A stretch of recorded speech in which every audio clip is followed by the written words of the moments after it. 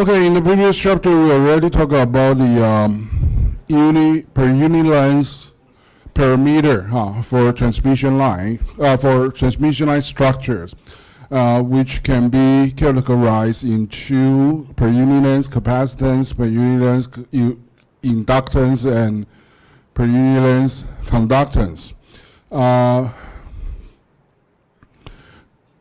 So the general behavior of signal on a transmission line can be described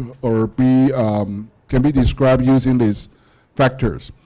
So one important thing that we need to be aware of is that in a transmission line system, in a structure with electromagnetic wave going through, the electrical field and magnetic field are not distributed homogeneously. And so does the physical phenomenon accompanied with these two fields. The things that go with electrical field is electrical charge and the presence of magnetic field is accompanied with electrical current, and they are not homogeneously distributed as well. So here you can see the relationship between E field, H field. Well, to be more specific, is the normal E field and the tangential H field will accompany with static charge and surface current. And these two equations will help you to find the relationship between surface charge density and the electrical field on the parallel plane. And where there are more electrical charge, there will be stronger electrical field, which, in other words, has stronger concentration of electromagnetic energy. Okay, so the electromagnetic energy are shown in terms of concentration of electric and magnetic field. So in this slide, we see the relationship between electrical surface current and the magnetic field. You can see they are of the same magnitude, but their direction are perpendicular to each other. Okay, in this structure, for a wave going into the positive z direction, the magnetic field is pointing to the y direction, and the surface current is going in the x direction.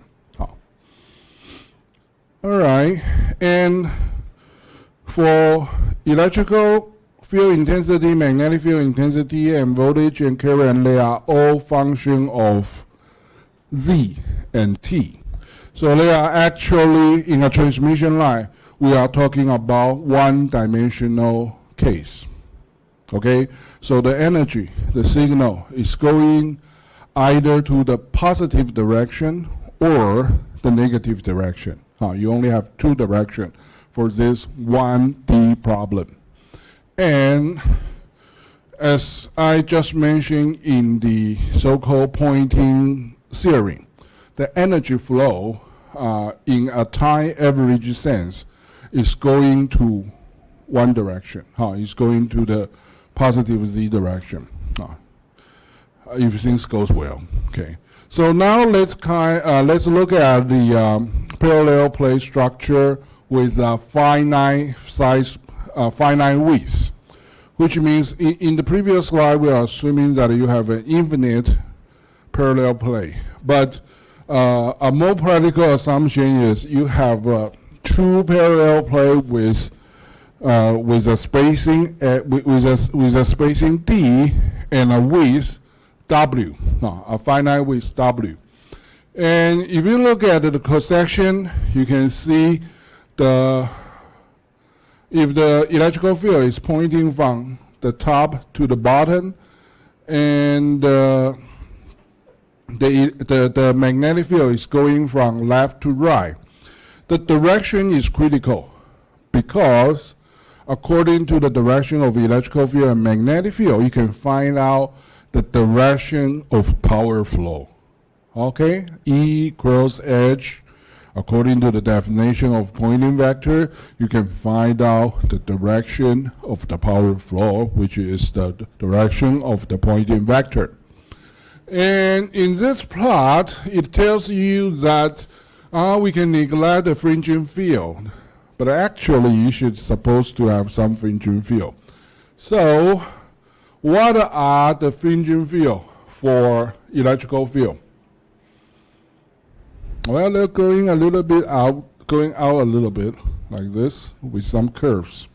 Then of course their magnitude will decrease very rapidly. So in most cases, you can just ignore the field outside the plate, okay, which are referred as the fringing field. How about the magnetic field? Is this plot of the magnetic field correct? No. Why? Why? Because the magnetic field must go a loop. Okay? For electrical field, you can have an electrical field from one point to the other. However, for magnetic field, it must go around back to its original position. In other words, it needs to form a loop. So for this case, can you help me draw the magnetic field outside of the parallel plate structure? Well, you just go around. Well, that's simple. But as you can imagine, if you leave this structure, the magnitude, the strength of the magnetic field will decrease very rapidly as it goes away from this parallel plate structure. But anyway, they are there. Okay, the fringing fields are there. The magnetic field needs to form a closed loop. All right, so by considering a constant z-plane, that is a plane transverse, perpendicular to the direction of propagation of the wave, we can find the voltage between the top and bottom conductor in terms of the line integral of the electrical field. So here is the equation that we can use to calculate the total voltage from the top to the bottom field. So you simply integrate the electrical field intensity along to the vertical direction. So you integrate from x equal to 0 to d, and because in this parallel plate structure, the electrical field intensity is the same for a specific time and position. So it's a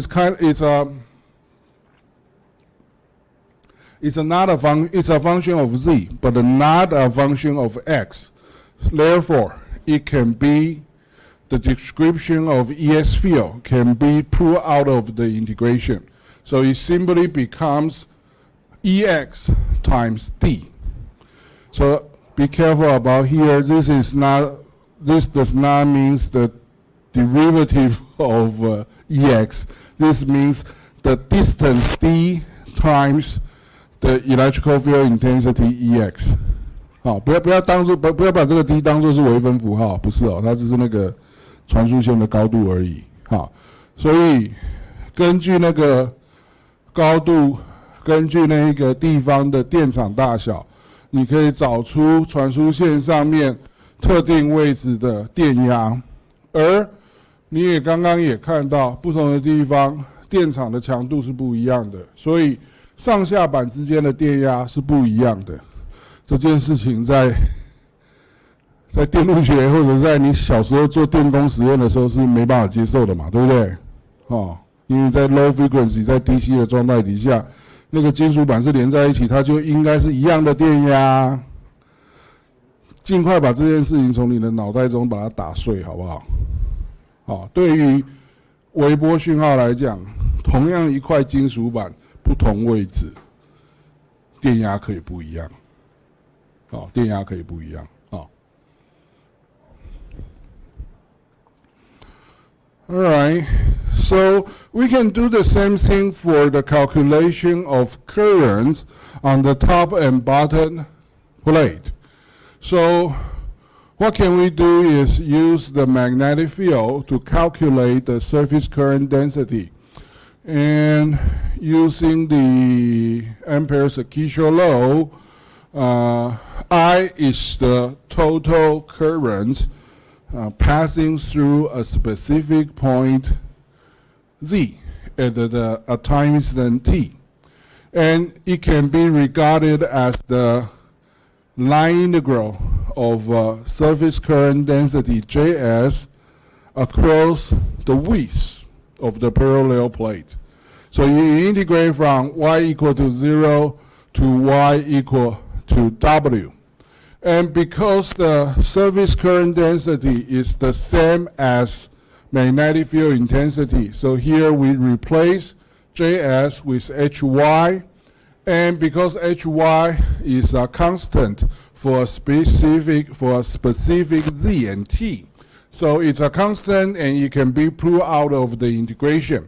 Therefore, the integration, which is taking the integral of y from 0 to w, is simply just the w, okay? So the total current passing through this point, passing through position Z and at the time t equals to w times Hy. All right, so you have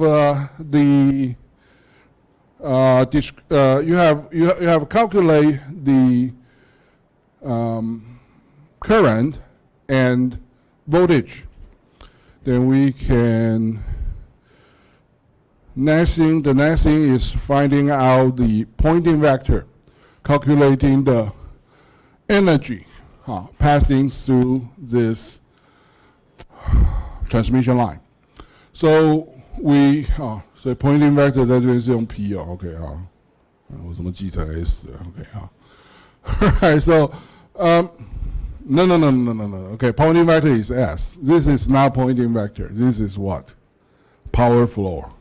Okay, so it actually is taking the surface integral of the Poynting vector, which is E cross H, is that position Z at the time instant t. We can find the power passing through this location. So what do we have here? Okay, we can replace Ex and Hy using current and the voltage we calculate earlier. So Ex equal to V over D and Hy equal to I over W. And because we need to take in the line integral along the y direction and the x direction as well, the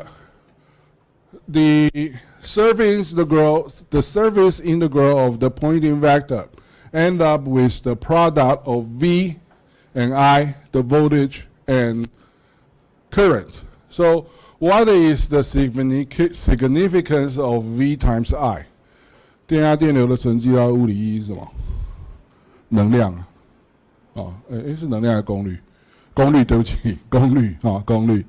So the product of V and I is the power, and this is the so-called instantaneous power for a specific position at a time instant t.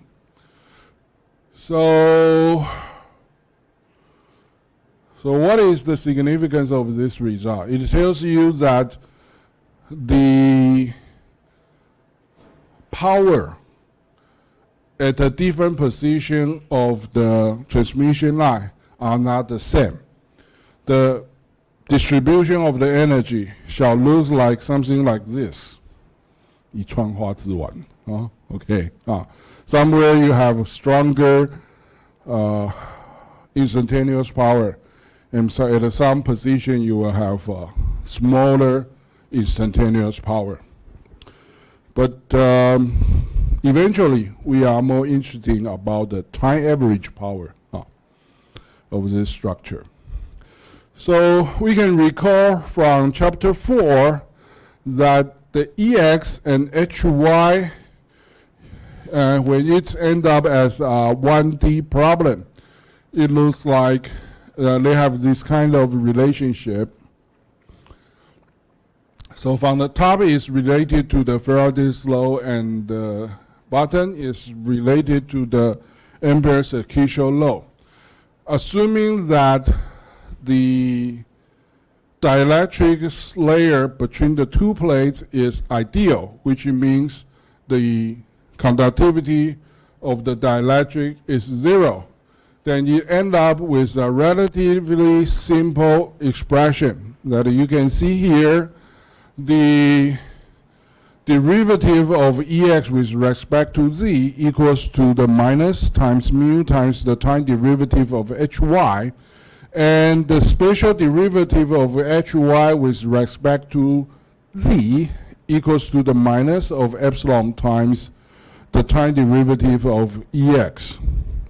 So if you substitute EX with V over D, and you substitute HY with I over W, into these two equations, you will end up with these relationships. So this is the spatial derivative of E with respect to Z, and this is the time derivative of H with respect to T. So you substitute with V and I, as well as the geometric parameter of the transmission line, that is D and W. And if you collect the terms together, you can end up with the two expressions in the bottom. What can you identify about this? What is this?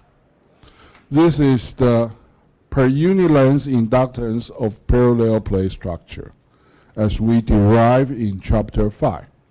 And this is the this is the per unit length capacitance of parallel plate structure with finite width.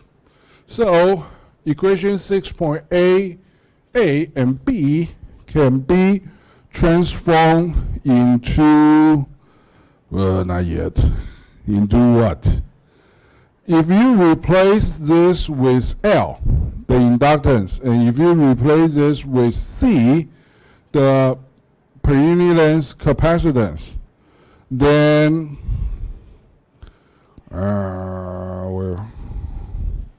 so see, here's the expression. Okay, you can look at by yourself. L, the inductance by definition is magnetic flux over I, which can be calculated like this, and it can be shown that it equals to mu times D over W.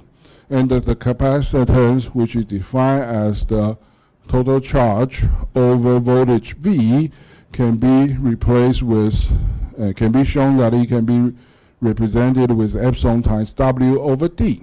Okay, so we end up with these two equations.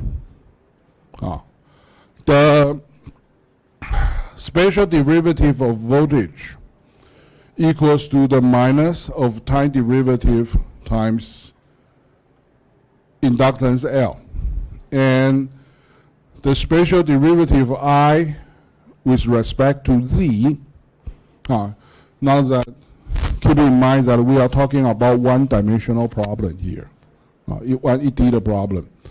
So the spatial derivative of I equals to the minus of C times the time derivative of V.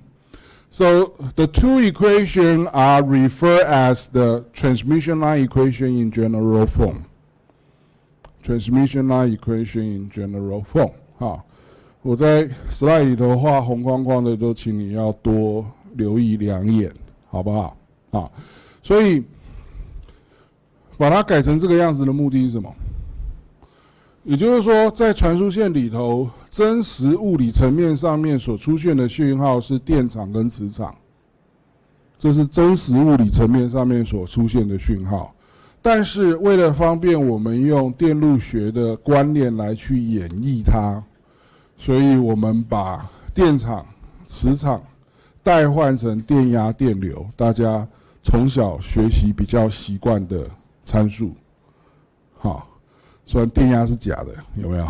电流是真的啦，哦，电流是真的，但电压是假的。哦，电压是 electrical potential 哈，it's which is a parameter 哈 fabricated to interpret the physical phenomenon more conveniently. All right, so here we use voltage and current as well as inductance and capacitance, which are all terminology developed in circuit theory. We use them to describe the transmission line theory. However, the transmission line circuit, the equivalent circuit that we can derive for the transmission line is totally different from conventional lump circuit. Here's another relation that you need to keep in mind. That is, the product of L times C equals to the product of mu times epsilon. What is the significance of this relationship? It tells you the material property is invariant to the transmission line structure. You don't see D, W at all. No, nothing like that. By taking the product of L and C, which equals to epsilon times mu, it tells you that the transmission line property, the very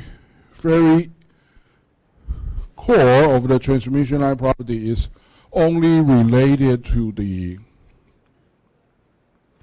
material, electromagnetic property of the material it uses. Is not related to the geometric property of the transmission line. Well, to put it more basically, what is the significance of mu times epsilon? It's the square of the velocity it's the inverse of the square of the velocity of light, right? So having known the permeability and permittivity, the phase velocity equals to 1 over square root of time of mu times epsilon. So it also equals to what? The square root of the product of per unit length capacitance and inductance. So the speed of electromagnetic wave in a transmission line is not a function of transmission line geometry, but is related to the composition of the material composition of the transmission line. 所以以波速来看，以电磁波传播的速度来看，你的传输线的结构特性并不会影响它的传送速度的快慢，而是由你的构成这个传输线的材料特性来去影响的，来去影响的。And yeah, I guess I will stop here, okay, because the next thing is the so-called transmission line structure. So this is what we have for the transmission line circuit. 所以这边你看到So here you can see that